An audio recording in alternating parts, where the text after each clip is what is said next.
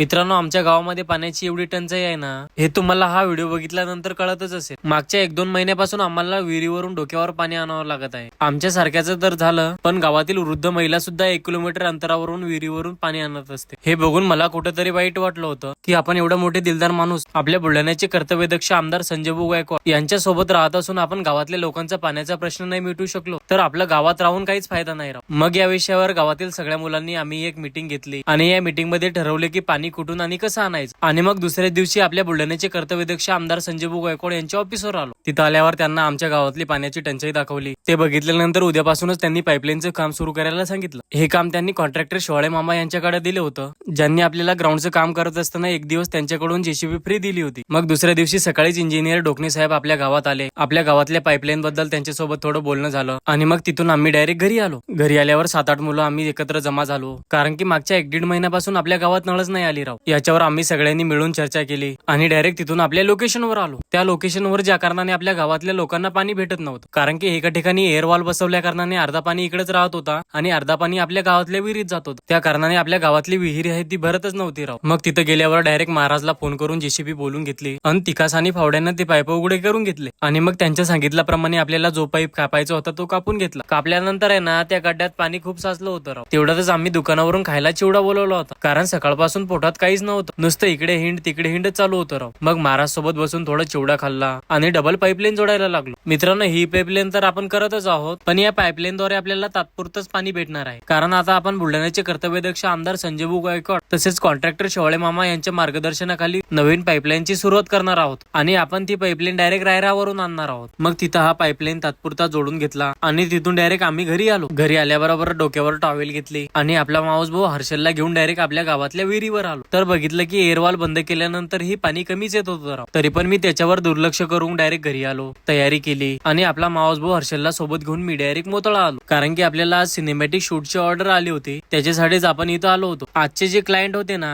ते आपले मित्रच होते राव. मग तिथं त्यांचं प्री वेडिंग शूट केला. शूट कम्प्लीट झाल्यावर त्यांना सगळ्यांना बाय बोलून मी डायरेक्ट वाघजळ फाट्यावर आलो. तर तिथं पण आपल्याला एकनाथ भाऊ भेटले राव आणि म्हणत की आले तर चहा पण घेऊन जा म्हणे. एवढ्या प्रेमानं म्हणत आहे म्हणल्यावर आपण नाही म्हणतो का, आणि ते पण फुकाचं असल्यावर हा सोपं थोडी आहे. मग तिथं चहा घेतला. चहा घेऊन झाल्यावर चला मग मित्रांनो, मी जातो आता घरी. तोपर्यंत तुम्ही फॉलो नसेल केलं तर फटाफट फॉलो करून टाका. तर भेटूया समोरच्या व्हिडिओ मध्ये.